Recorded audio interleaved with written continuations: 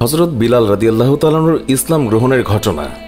হযরত বিলাল রাদিয়াল্লাহু তাআলা জন্ম নেন সৌদি আরবের পবিত্র মক্কা নগরীতে। জাতিতে তিনি একজন আফ্রো আরব। পিতার নাম রাবাহ আর মায়ের নাম হামামা। তার পিতা একজন কৃতদাস হলেও মা হামামা ছিলেন শাহজাদি। শাহজাদি কেমন করে গোলামের স্ত্রী হলেন সেটা জানতে হলে আমাদেরকে একটু পেছনে ফিরে যেতে হবে। মধুর আজানের ধ্বনিতে সমগ্র ধর্মপ্রাণ মুসলিমদের হৃদয়ে আকুল হয়। যে মানুষটি সর্বপ্রথম এই পবিত্র আজান কণ্ঠে ধারণ করেছিলেন তার নাম হযরত বিলাল রাদিয়াল্লাহু তাআলা আনহু, ইসলামের প্রথম মুয়াজ্জিন। আজ আমরা তার জীবন কাহিনী জানব ইসলামের জন্য আমৃত্যু লড়াই করে যাওয়া এক সাহসী যোদ্ধার কথা।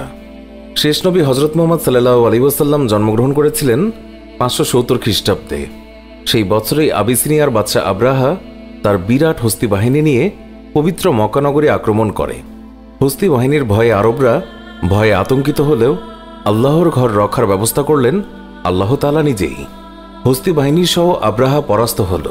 এই ঘটনার কথা মুসলমানদের পবিত্র ধর্মগ্রন্থ পবিত্র কোরআন শরীফে সূরা ফিলে উল্লেখ করা আছে। আরবি ফিল শব্দের অর্থ হল হাতি। যুদ্ধে পরাজিত হয়ে আব্রাহার সমস্ত বাহিনী পালিয়ে গেল। যারা পালাতে পারল না তারা আরবদের হাতে বন্দী হল। এই বন্দীদেরই একজন ছিলেন বিলাল রাদিয়াল্লাহু তাআলা আনহুর মা হামামা। হামামা ছিলেন স্বয়ং বাদশাহ আব্রাহার ভাতিজি, কিন্তু ভাগ্যের ফেরে হলেন দাসী। সম্ভ্রান্ত কুরাইশ বংশের এক ব্যক্তি খালফের ঘরে তার স্থান হল বাদী হিসেবে। সেখানে আবিসিনিয়ার আরেক দাস রাবাহ কাজ করত। তাদের বিয়ে হয় এবং তাদের ঘরেই জন্ম নেয় ইসলামের একনিষ্ঠ কাণ্ডারি হযরত বিলাল রাদিয়াল্লাহু তাআলা আনহু।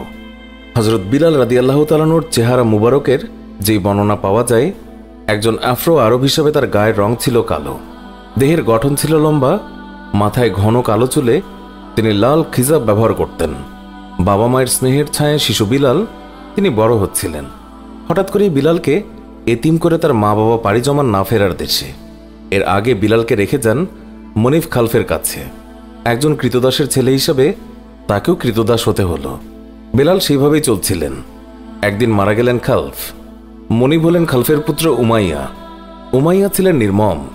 বিলালের উপর নেমে আসলো এক অকথ্য নির্যাতন। কিশোর বিলালের কাজে এতটুকু ভুল ত্রুটি পেলেই তাকে অমানবিক নির্যাতন চালাতো উমাইয়া।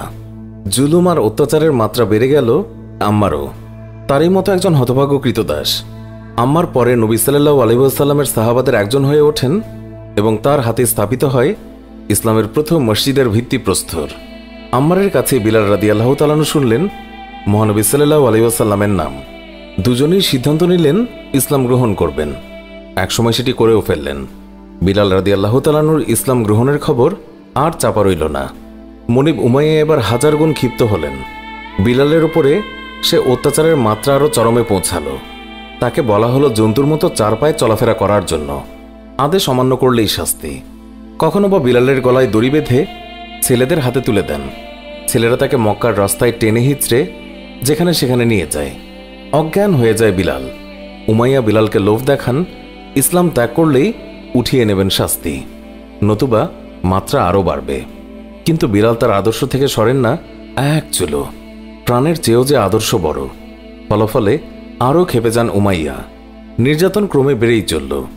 এবার বিলালের বুকে ভারী পাথর চাপিয়ে তাকে মরুভূমির অগ্নিতপ্ত বালুর উপরে চিৎ করে শুইয়ে রাখা হলো। বন্ধ করা হলো খাবার। চাবুকের আঘাতে আঘাতে তাকে জর্জরিত করা হলো। ক্ষত বিক্ষত দেহে ছড়িয়ে দেওয়া হলো লবণ। কখনো বা চুবিয়ে রাখা হলো পানিতে।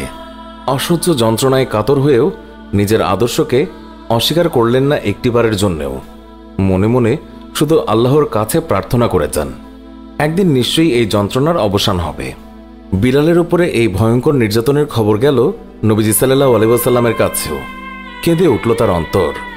ভাবতে লাগলেন যে কি করা যায়। সাহাবীদের সাথে আলোচনা করলেন।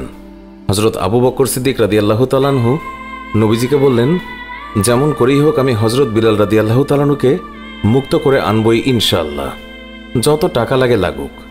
আবু বকর গেলেন উমাইয়ার কাছে। কিন্তু উমাইয়া জানতেন আবু বকর ইসলাম গ্রহণ করেছেন। তিনি বুঝতে পারলেন আবু বকর বিলালকে ক্রয় করে মুক্ত করে দেবেন। তাই তিনি আবু বকরের প্রস্তাবে রাজি হলেন না। হতাশ মনে ফিরে এলেন আবু বকর। এবার এগিয়ে এলেন নবীর চাচা হযরত আব্বাস রাদিয়াল্লাহু তাআলা আনহু। তিনি বললেন, আমি যেহেতু এখনো ইসলাম গ্রহণ করিনি, তাই উমাইয়া আমার কাছে বিলালকে